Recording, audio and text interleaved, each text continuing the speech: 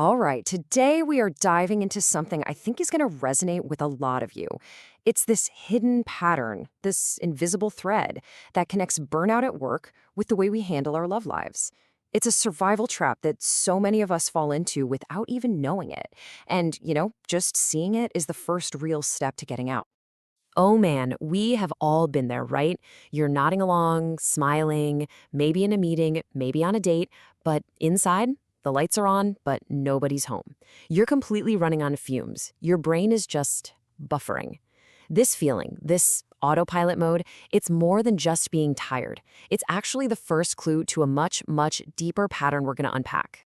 So let's start with the first piece of the puzzle, this idea of surviving on pure cortisol. This is for all of us who identify as high functioning. This is where the whole cycle really kicks off, in the nonstop, relentless pace of our jobs. Okay, so there's actually a name for this, high functioning distress. And it perfectly describes this huge gap, right?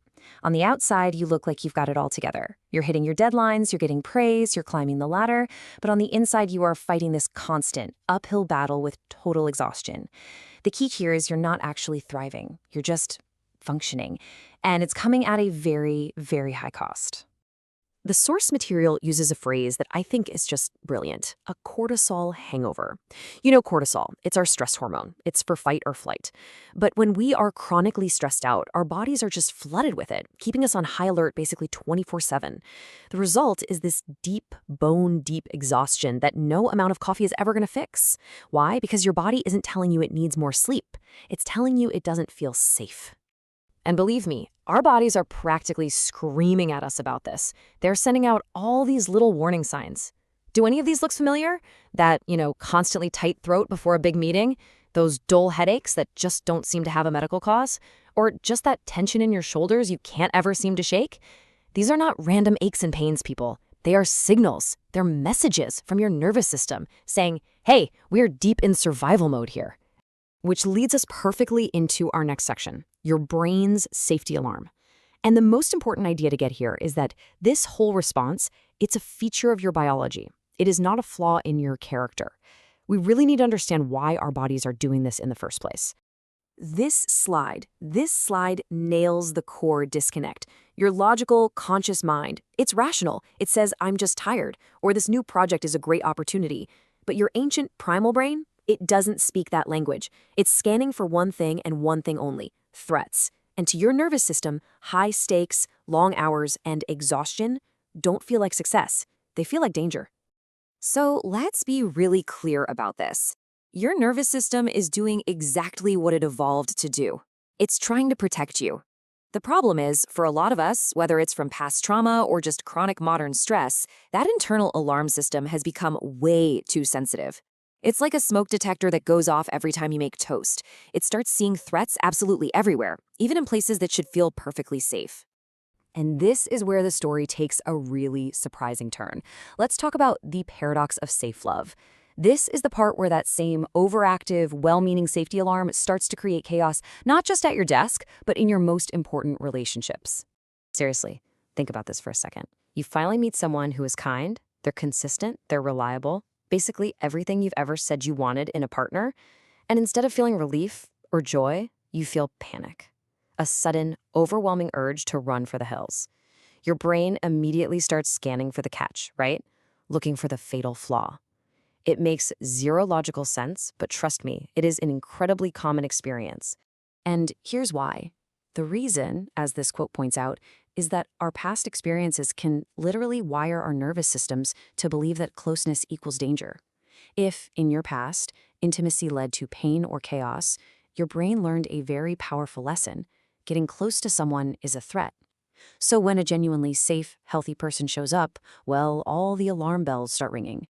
This whole phenomenon actually has a name. It's called the upper limit problem. At its core, it's a form of self-sabotage that comes from a very simple, primal equation in your brain: familiar equals safe, unfamiliar equals dangerous.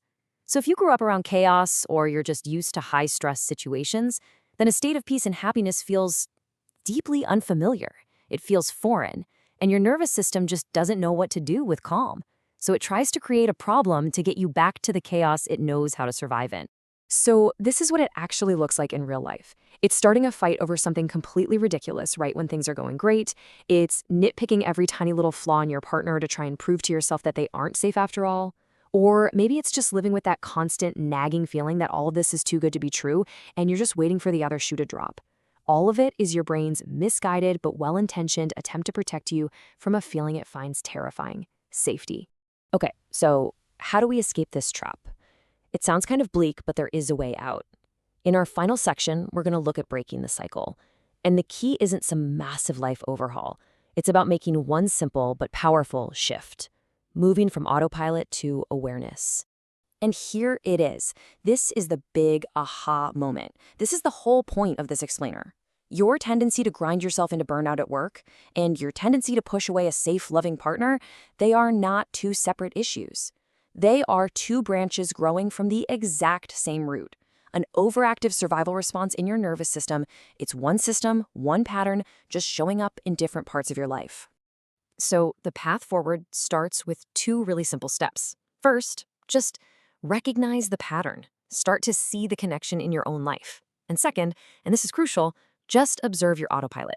When you feel that urge to send one last email at 11 p.m. or you feel that impulse to pick a fight, just notice it. Don't judge yourself for it. Don't try to fix it right away. Just internally say, ah, there's my survival instinct again. That little moment of awareness is everything. It's how you start to take the wheel back from the autopilot. And that's the thought I really want to leave you with. This whole system, this autopilot, it was designed to keep you safe. But what if its old programming, its old map, is now navigating you away from the very things you consciously want the most?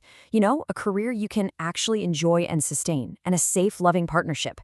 What if true safety, right now, isn't about obeying the alarm anymore, but learning how to calm it down,